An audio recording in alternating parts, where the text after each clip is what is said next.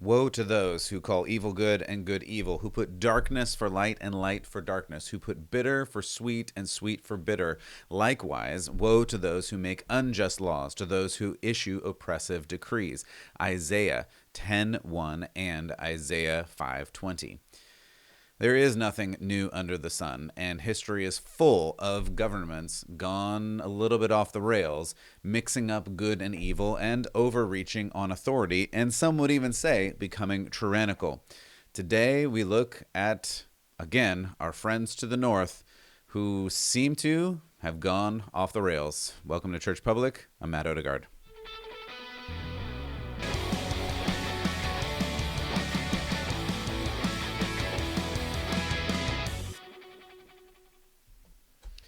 Again, welcome back to Church Public. I'm Matt Odegaard. Thank you so much for joining me here today. This is a labor of love, and it is a labor I undertake to help you understand what is in the Bible, how we follow after God, and what in the world is going on in culture. And there is a lot going on in the world. Try to bring you relevant stories that help you understand what it means to live as a follower of Christ. And today, once again, we're looking to our neighbors in the north in Canada because it really does serve as a reminder for what happens when you ignore, don't get involved, or make maybe bad choices in elected officials, in voting for laws, and things like that. Because elections have consequences, voting has consequences, the people you elect has consequences in real life, and we're seeing that in real time in kind of weird and, I hate to say, scary ways. I don't like to monger fear. I don't like to promote things that are fearful, and in fact, I'm not fearful in the sense that I know God is God. I know that God is in control, and I know that He is working all things out for His good. However, there is some fear to be placed into the government in the sense of we need to understand that sometimes, or maybe most of the time, what government is designed to do by its very nature is to take power. That's just what government does. You can go all the way back. Again, I'll just grab my Bible here, hold this up for you, and say, read through Kings, 1 Kings, 2 Kings. Read through how God said, hey, you guys probably don't want a king. Why? Because kings are like the world, and kings are going to do world things. From the very beginning, this is not anything new. That's why I quoted Solomon saying there's nothing new under the sun, out of Ecclesiastes. Under the sun. I just pluralized sun. Apologize for that. There's only one unless you're on Tatooine, which is not a real place. Moving on. So then I quoted Isaiah, which reminds us that governments are going to government. That's just what they're going to do. And so we can't be surprised when governments say, hey, give me more, because that's what governments are going to do.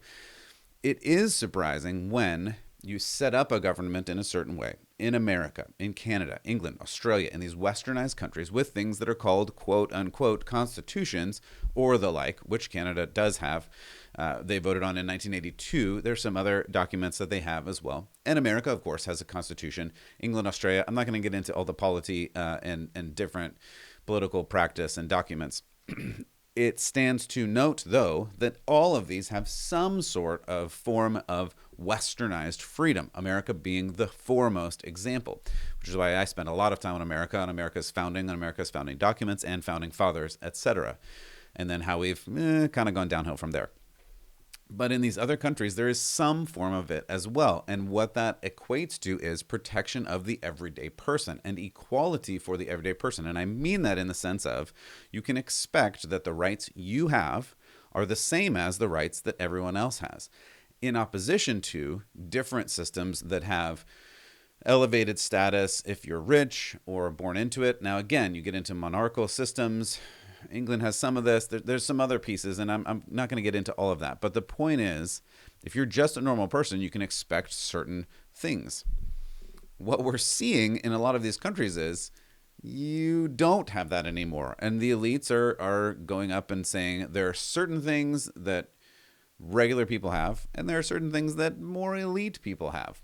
And there are certain protests that are rubber stamped and good and called amazing by officials, governments, etc. And there are certain protests that are bad. These are bad protests.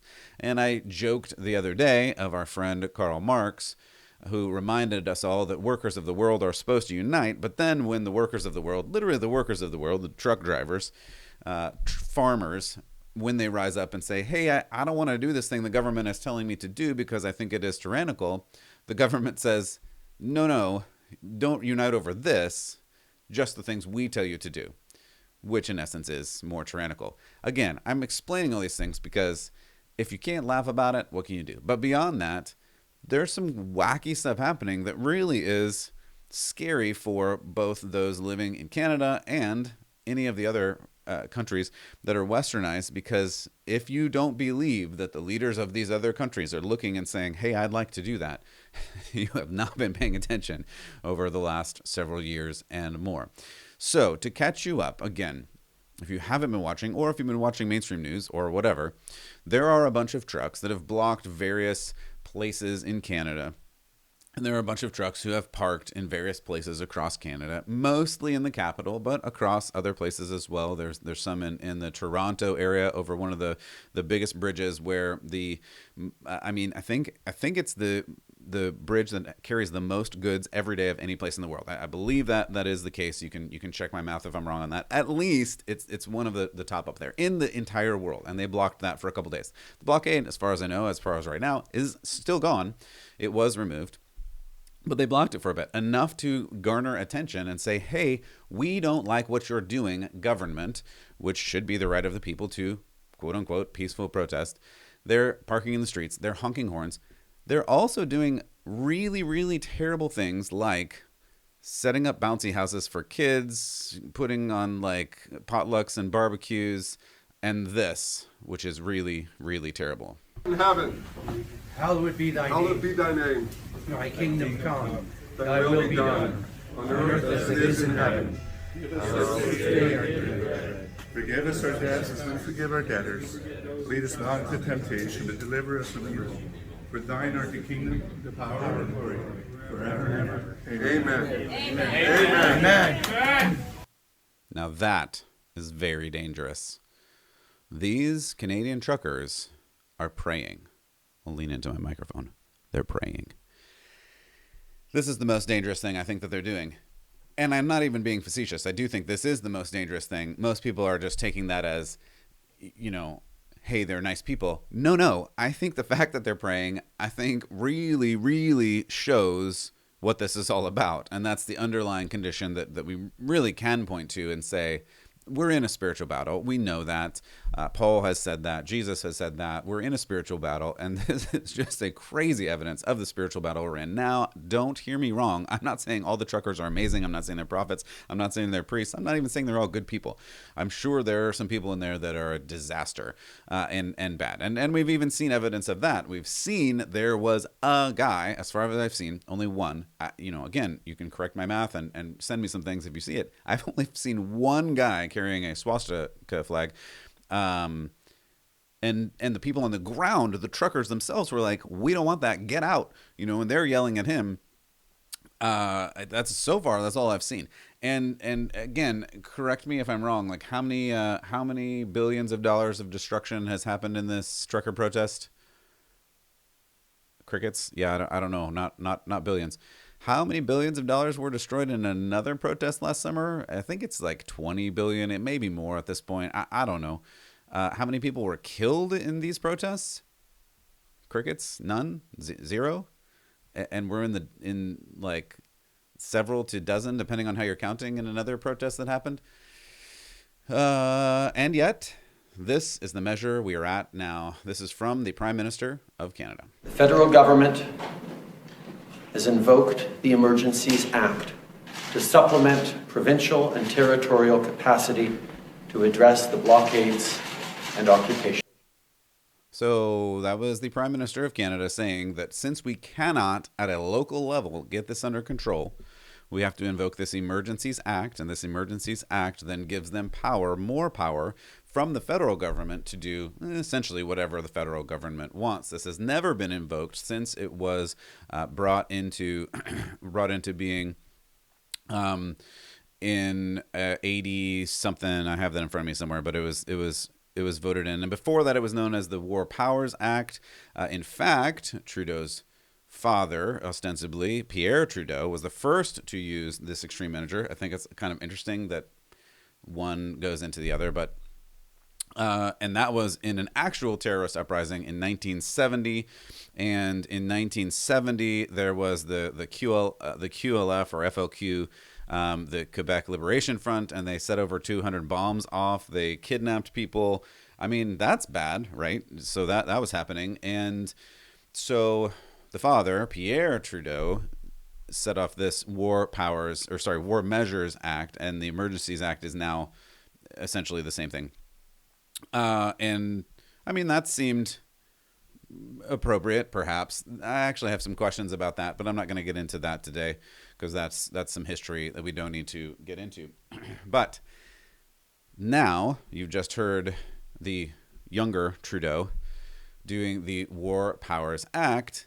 And as part of this War Powers Act, they also are going to begin to take your bank account and take your money if you presume to give to a terrorist, if the bank thinks you're going to give to this trucker, if you're going to donate money, if you're going to walk by, give a trucker $5, they might take your money. If you give to any of the GoFundMe, they took all the money and gave it back. They were going to give it to somebody else, but then they decided to give it back to the people who donated it. Then there's Give, Send, Go, and the government said, hey, we can't take money from Give, Send, Go, and they're trying to take all of that money as well. So here's the finance minister of Canada saying it's very dangerous, and so we need to confiscate your bank account. The government is issuing an order with immediate effect under the Emergencies Act, authorizing Canadian financial institutions to temporarily cease providing financial services where the institution suspects that an account is being used to further the illegal blockades and occupations. As of today, a bank or other financial service provider will be able to immediately freeze or suspend an account without a court order. In doing so, they will be protected against civil liability for actions taken in good faith. So if you donate or intend to donate, or they think you're going to donate, they can take your assets, they can take your money, they can take your bank. Now, this is going to sound crazy, and I know it is, but we just have to talk about these things. Like, it used to be in the old country, right? In the old country, that if you thought the government was corrupt, you wouldn't put money in your bank account because you thought, hey, maybe the government is going to take my money at any point, so I'm going to hide it under my mattress. There's a funny story that in my wife's family, their grandfather apparently kept bags, like brown bags of money in the freezer. Apparently, like in all the books on the bookshelf, you would just randomly put $100 bills in random books in random pages. And, people used to do this kind of stuff because they thought, well, I don't know what the government's going to do. Is the government going to take my money? And then we lived through this era of golden age where it's like, no, the banks are insured, right? The banks are insured, and so the money's totally safe in there. Everything's fine. And then now we're at the point where, wait a minute, you're just going to take the money out of my bank account? Like, we're at that point again? Like, are we living in a third world? Are we living in a tyranny? Are we living in like a westernized country? Like, where are we now again?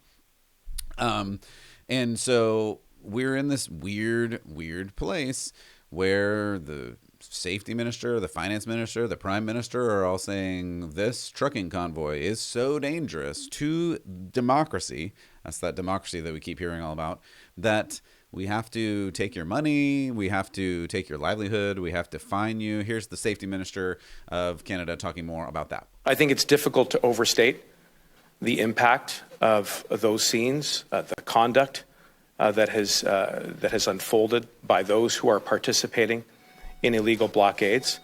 It is not just an inconvenience. It is not simply a matter of a trivial interruption. We've seen intimidation, harassment, and expressions of hate. And at times, the scenes on the streets of Wellington have seemed completely lawless. And that is one of the reasons why we've had to take the very careful and deliberate step of introducing the Emergencies Act today. Mm-hmm. Just for reference, again, in case you missed it, the Canadian authorities, as well as authorities of many countries, have spent more than 2 years now closing businesses, churches, arresting pastors, and disrupting economic activity. And when truckers do it for a matter of days, that's bad. And we have to open this Emergency Powers Act that allows us to call them terrorists, that then allows us to, do whatever we want to them for whatever amount of time. Let's talk about more freedom. The word freedom is now a rallying cry for protesters, and according to CBC, which is, I believe, the national and maybe government-sponsored news, the word has now become common among far-right groups. So this whole idea of freedom, now the very concept of freedom is far-right, and it's extreme, and it's dangerous. So now that these truckers have said, hey, we just want to drive and do what we do our jobs. That's all we want to do. And we don't want you to mandate. Again, what this is about, it's not even about anti-vax. If you missed that, I'm trying to cover all the bases. There's a lot of bases here.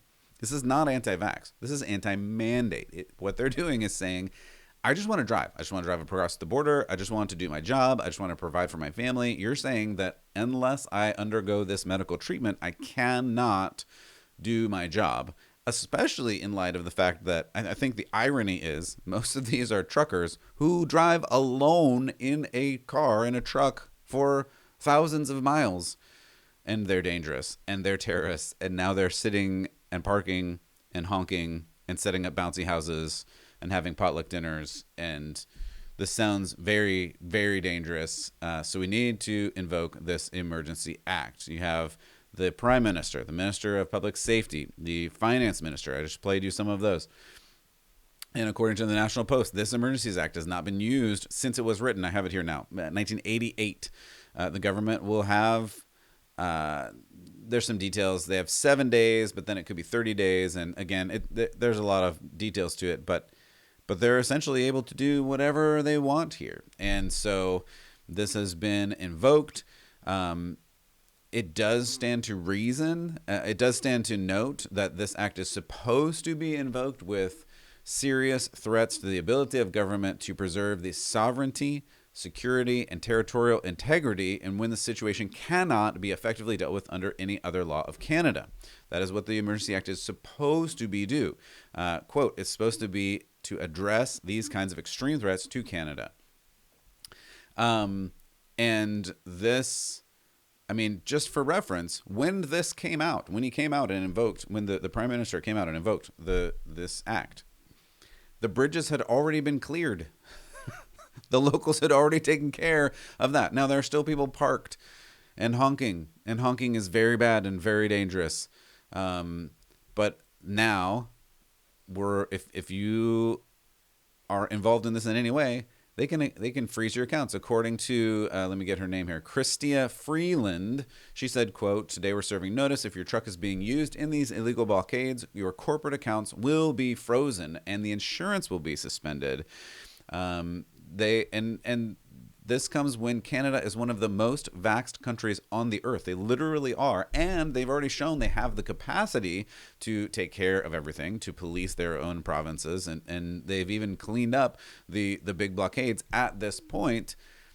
But now we have to invoke the Emergency Powers Act. And again, to back up even further, this Emergency Powers Act was considered at the beginning stages of the pandemic to see if they needed more control to public welfare and to public health, and they determined that they didn't. So again, people dying, hospitals potentially overwhelmed somewhat, serious illness, no Emergency Act, but a bunch of guys with hats and horns, not horns on your head, but like honk honk, right? Now Emergency Act. Okay, this totally makes sense. And I'm gonna play for you this guy, because I found this guy as I was looking through trying to find like things that are going on the ground, because I looked at mainstream media and they're only showing the one picture again of the guy with the swastika flag, Literally, there's one picture that I found of that. It's one person. And again, I believe, as far as I can tell, he was yelled at to go home. I haven't seen any deaths. I haven't seen any real like vandalism or anything like that, as opposed to another protest that you may or may not recall where there were millions of dollars. It even was fiery, but mostly peaceful.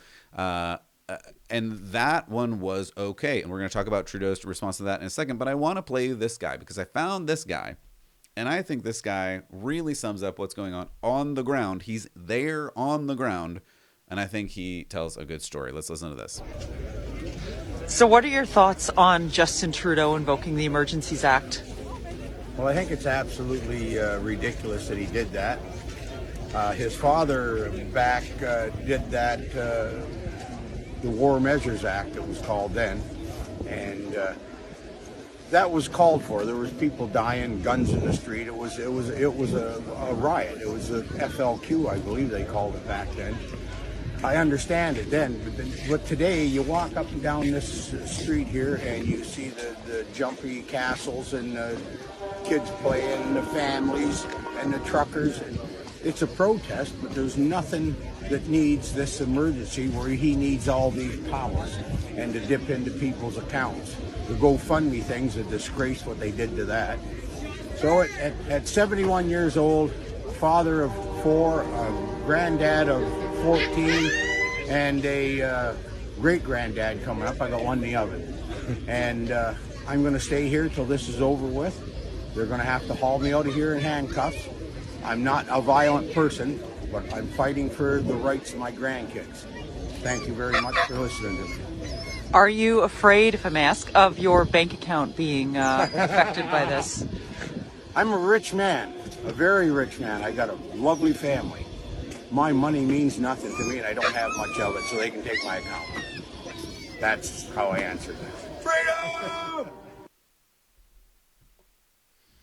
I love him. I love him. So if you weren't watching, I mean, he's a 71-year-old like grandpa. He's a 71-year-old grandpa, and he is very dangerous. He is so dangerous, and he has scared the prime minister so much that they're going to take all his money and send him to jail. I mean, I don't, not specifically, but that's the threat, right? And this guy, and by the way, if you haven't been to Canada, that's pretty typical. Like I've been there many times. I have family, friends there. Like that kind of feels like, that guy feels like Canada to me. Like he's like, yeah, I'm nice. I'm just an old guy. I got a big family. Money's money, but like I got a family, and it's important to stand up for your family. How can you say it better? How can you think it better? And this is the Christian biblical perspective that we have to hold on to here. Government is gonna government, and government is gonna try to take everything that they can take. And this is just the reality of it. It has been since the beginning of government. Again, I point back to the Bible, read through 1 Kings, 2 Kings, and on, read through Moses and Pharaoh. I mean, government is gonna government. Read through, I just talked about Daniel the other day. Daniel, Nebuchadnezzar, Daniel and King Darius, like Shadrach, Meshach, and Abednego. I could go on and on. Jesus and the government didn't quite agree. You have Peter and John and Acts, and again, on and on and on. Government is going to government, and that's what they're going to do. So it's not surprising in that sense that they're going to say, well, you don't get to say what you want to do with your life. We get to tell you what to do with your life. The problem comes in when we have these constitutional compacts that Canada does have, and I know it's different than America, and we'll look more at America in the days to come, but America has an even stronger constitutional compact, and it's important because the main thing, the Constitution, both in America, Canada, etc., the main thing that it does is keep power from the government. People just don't seem to understand that. I've heard certain administrators, certain high-level officials in America say the Constitution is a living, breathing document that changes over time. No, it doesn't. It doesn't change because it tells the government what they can and can't do. This is the enumerated powers. I'm not going to get into that in a government sense right now. I'm teaching government in another class, and I will talk more about that as it goes on. But enumerated powers means the Constitution tells the government what they can and cannot do. That's specifically America, but there are similarities in Canada, what a government can and can't do. But the government is going to government. Rulers are going to rule. They're going to try to do what they can do to get away with whatever they can get away with. This is the condition of fallen man. That's why this is an important topic for Christian perspective. If we all were given power, we all, almost all, would take it and use it and do our worst with it. This is just the human condition. This is why, I mean, I'm just for like 30 seconds going to point back to Jesus on this because it's important. When Jesus is tempted in the desert, the thing that he's tempted with is power. The thing that he's offered by the devil 3 times is, I will give you your kingdom right now. He does it 3 times in 3 different ways. And Jesus says no. And the fact that Jesus stands up to that temptation is both an honor of truth in showing what is the right way and inspiring to us to say, hey, we can stand against the temptations of the world. And one of the biggest temptations of the world, even back to the garden, right? The thing about the garden that the devil tempted with was you can be like God. You can know what God knows. You can know the knowledge of good and evil. You can become like God. This is our base temptation. It just is. I feel like I repeat this all the time, but it's so important to come down to these things and to say, hey, when we see people doing this, we have to notice it. And then when we see people like this sweet old grandpa, whom I love and have never met and have no relation to at all, I love him and I want to give him a hug because he is saying, listen, if people are shooting each other and blowing each other up, sure, government, please come and save us. If people are sitting there saying, I just want to live my life, I just want to drive my truck, I just want to go home to my family and have dinner and have a nice time, and you're saying I cannot do that unless I like get some kind of medical intervention, like we've crossed a line here. And the fact that people don't see it just kind of drives me a little bit crazy and makes me a little bit insane, which is why I keep talking about this. But when you see governments do this, in Canada, and believe me, if you don't think America would do this in a hot second, they would if they thought they could get away with it. The leaders of America, like I guarantee it. I guarantee it. And we just have to know certain things about this. I'm gonna skip the other protest here in a minute. I've got a couple more clips, but I don't want to do those clips for time. Essentially, a bunch of these other clips say that, and Trudeau himself here. I'll just show you this one. This was some notes about the BLM protest, which Trudeau was all in favor of, and in fact kneeled in. He himself went out to the protest and said he loved it. I probably do a clip the other day that he said, if there's a protest I can get behind, I will do it. I'll go and kneel in the protest. He even said, in the midst of a pandemic, I think I have this clip here. This is some statements from him. Prime Minister Trudeau said, this was during the Black Lives Matter protests, it was important for him to attend the protest on Parliament Hill despite public health advice he had personally delivered to Canadians about avoiding large groups to prevent the spread of COVID-19. In other words, he said himself, don't go outside, don't gather en masse, it's too dangerous, according to COVID. This was, back several months ago now. And yet, he said, quote, as best I could, I followed social distancing measures, wearing a mask, keeping distance, but I recognize that it's a difficult situation where we're trying to balance very important competing interests, end quote.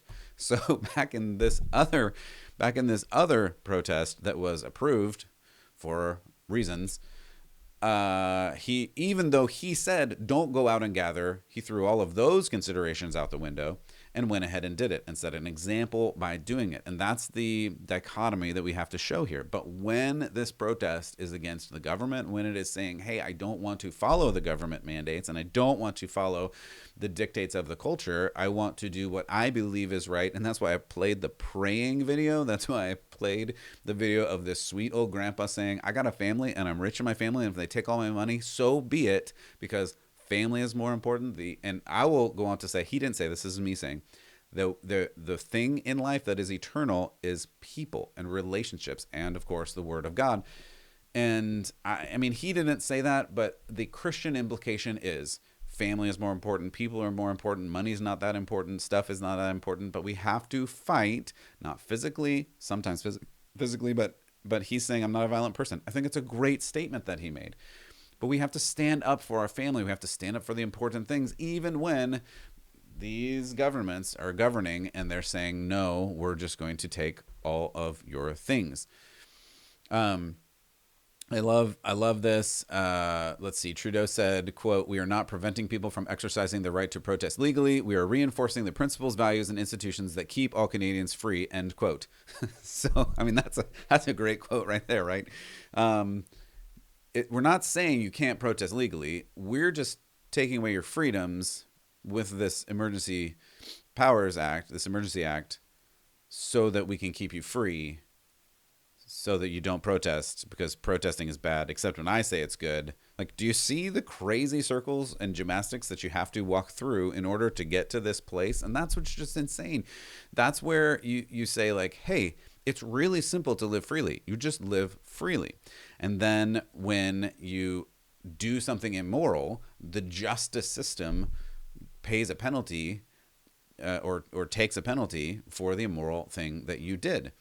But now we're in this new place where the government is creating random immoral actions and choosing what's moral and what's not based on whatever they feel like, not based on something. Again, I'll hold up the Bible and say there's some pretty good there's some pretty good examples, some might call them commandments in here, on how to live morally. And now those are just randomly chosen by the government whenever they feel like it. And if you do the wrong thing, we're just going to take all your money and or put you in jail and or fine you, or all three and more. This is what we have now. You have the government of Canada has said you have terrorist cells, ISIS, Al-Qaeda, and Canadian truckers. These are all the same. To some people, you might say, well, one of these things might not be like the other. And this is, and just in terms of like relationships, because I like to come down to relationships because it's important. In what relationship on this earth does it work where if someone doesn't do what you want, you say, fine, I gave you a chance to do it the right way, I'm going to force you to do it now. Like if you're married, if you have a spouse, if you're dating somebody and they don't do what you want, and you say, fine, I gave you a chance to do it the right way, now I'm going to make you do it the right way. In what universe does that make them love you more or trust them more? And this is the problem. In our government, in Canada's government, we have seen this over and over and over and over again, where they say, do this thing, and you say, hey, I'm not sure that's biblical. I'm not sure that's moral. I'm not sure that's the right thing to do. And again, I'm going back and forth between Canada and America, but in America, if you want to change the Constitution, you actually can. According to the left, it's a living, breathing document, and it just changes with time on its own because it's alive. That doesn't make any sense, and that's ridiculous. But in our system, you actually can change the Constitution. All you have to do is petition an amendment and do bills and all these things. You can change it. It's been changed over the past 200 and some years. You can do that again if you really feel like it, and then have people vote, and then have your representatives, determine if it's the right course of action, and you've got justices and Supreme Court. I mean, you've got all these things. You can change it. But if you, the leader / dictator of the country, says, well, I'm just going to change it because I'm right and you all are all wrong, that's not a constitutional government in any way, shape, or form. And I saw this clip bouncing around, so I've got to just play this clip for you if you didn't see it. I know I'm going a little bit long today, but there's so many facets of this that are like terrifying and just and also not surprising. So in 2013, Trudeau Jr. was asked, hey, what country is like your favorite country that you might want to model a government on? Here was his answer. Even with Sun TV watching for any slip, he was asked which country he most admired and referred to China. There's a level of admiration I actually have for China. Because their basic dictatorship is allowing them to actually turn their economy around on a dime and say, we need to go green as fast as we need to start, investing in solar. I mean, there is a flexibility that I know Stephen Harper must dream about, of having a dictatorship that he could do everything he wanted, that I find quite interesting.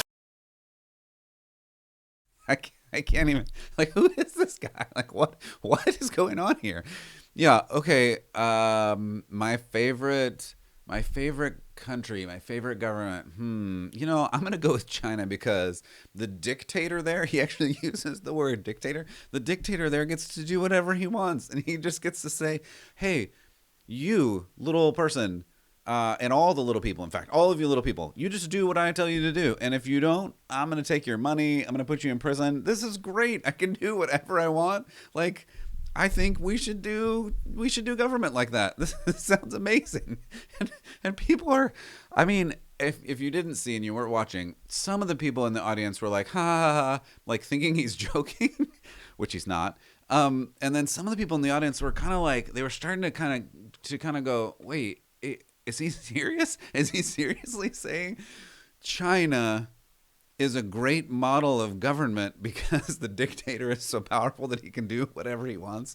I mean, it's beyond belief a little bit. But then you see things like this, and the reason I have to play that clip is to say, like, hey, he told you he did this, he wanted to do this, and then you elected him, and he's doing this. And I'm just, again, I don't live in Canada, and I feel, again, I have relatives, family there. I feel bad for them, but this is the kind of thing, like, if you elect somebody, so I started off with, like, rulers and they go bad, and that's a bad thing. But if you elect somebody, if you choose somebody, and they say things like this, and you hear them and go, haha, he's just joking. No, I keep saying this over and over again. If somebody tells you what they believe, what they think, what they want to do, believe what they're saying, because they probably believe that and are probably going to do that and probably want to do that. And when given the power and given the quote unquote emergency situation like we're seeing unfolding in Canada with these sad truckers and the sad kids in the bouncy houses that are destroying the universe in Canada. And then the leader says, I really like China and dictators, so let's act like that in Canada. And then you go, I don't know how we got to this point. Really? This is what happens. Like, actions have consequences, elections have consequences, and I feel bad. I shouldn't be laughing. Like, I guess you either laugh or cry. Like, that's the point that we're at. We're at this point where you can either choose to make better choices and elect better people, or stand up and park your truck and say, hey, government, you have gone too far, and I don't want to fight. I don't want to be violent. I don't want to do riots like we saw over the past year, where literally you're killing people. Again, how many? This is a question for those of there that if you've made it this far, congratulations. But how many of you out there remember the multiple examples during the protests of the last summers, where it was fiery but mostly peaceful? How many remember the multiple clips that you saw of them sitting down in a prayer meeting before, during, or after the times when they burned down cities and killed people? I don't remember any of that. And yet this clip is not even the only one that I've seen where people are praying, people are like being nice. I saw a Valentine's one that I didn't have time to clip, where a couple of truckers grabbed the most enormous bouquet of roses, and they're walking around giving roses to other truckers, to police officers. They're just, this is dangerous stuff. I'm telling you, stop giving beautiful flowers to people. You run the risk of making them smile. Like, stop it. We are in such a crazy backwards world, and that's why I started with Isaiah, and that's why we have to figure this out. And when you hear the government-sponsored news saying freedom is a right-wing term, freedom is used for tyranny, freedom is used to destroy democracy, you go, hey, wait a minute, I don't think we're talking about the same kind of freedom. I don't think freedom means what you think it means. Like, you need to understand what freedom really is. You need to figure that out. I have a whole another episode at churchpublic.com on freedom. You can go and listen to that. You can search in the search bar if you want to look for that. It's named Freedom something. I'll try to link to it if I remember. But God is the source of freedom, and then we have tried to instill in government the protections of our freedom, and then you have leaders who are like, well, I think I just like China's way of doing it better, so let's get rid of all that silly freedom things, and let's tell the newspaper to write something about freedom and say, freedom's actually bad. You don't want freedom. You want something else. You want safety. You want control. You want us to do everything for you. Like, yeah, let's do that. Let's get rid of this whole freedom thing, because we don't need this freedom anymore. Elizabeth Onker, who was part of the CBC article, says that now freedom is violent, and freedom, she says, is a quote slippery concept, whatever that means. But it means, according to them, that freedom is a bad thing, because freedom causes some people to have trouble, and they have to choose to live responsibly, and they have to use their gifts to grow rather than just being given everything that they need. Yeah, that's kind of it. But is that bad? Is it bad to be responsible? Is it bad to like live in freedom? And that's this place that we're in, not just in Canada, and not just in other countries, but in America too. People don't want freedom anymore, and that's bad. It's bad to give up freedom, because once you give it up, it's really, really, really hard to get it back. So this is my perspective on it. You can agree or disagree. You can let me know in the comments. You can send me a message on any of the social medias. I am just trying to help you understand that governments are going to government. I'm going back to Isaiah 5:20. Woe to those who call evil good, who call good evil, who put darkness for light and light for darkness, who put bitter for sweet and sweet for bitter. And in 10:1 he says, woe to those who make unjust laws, to those who issue oppressive decrees. I don't know how else to look at this except for looking at it like it is an oppressive decree, both in the mandate and now in this Emergency Powers Act, where they say, hey, if you don't do what I say you're going to do, we're just going to take all your bank account. We're going to take your money. This is like weird third world country communist tyranny type stuff. And again, sadly not surprising from a person who praised the dictator of China as his example of the best governance. So I don't know what to expect. I am praying hard for this situation. I think it's probably going to get a little worse before it gets better, but I hope people hold the line. I mean, it does stand, like right before I sign off here, I'll just say this. Alberta, Saskatchewan, Ontario, I think a couple others, right as I was writing this, they're all ending their mandates. They are, at this moment, ending their mandates. And the blockades, for the most part, have been broken up on the border crossings where they were doing the most damage. And yet, Trudeau cannot back down from this, because the point is not even, it's not even that the truckers are doing something he doesn't like. It's not even the mandates. The point is freedom. The point is he does not want people to be free. He wants to tell people what to do, and he wants them to believe it, because this comes down to morality. It comes down to he thinks he is morally right, and these wandering truckers and this old grandpa that I showed you earlier, they are morally wrong. In his mind, they are evil and promoting things that are evil, and he is the one who has to step into the place of power and position and stop the evil from happening. Do you see how this world gets everything exactly backwards? This person is jumping in, this leader is jumping in and saying, I am the hand of God, and I will solve this problem. That's a dangerous place to be, both in government, but in humility as well, because we're all capable of that. We all try to be God at certain times and say, I know better, I can do better. We need to humble ourselves and cry out for God's providence and protection and provision. Follow him with all of our heart and soul and mind and strength. And as always, keep the faith. God bless. We'll see you next time.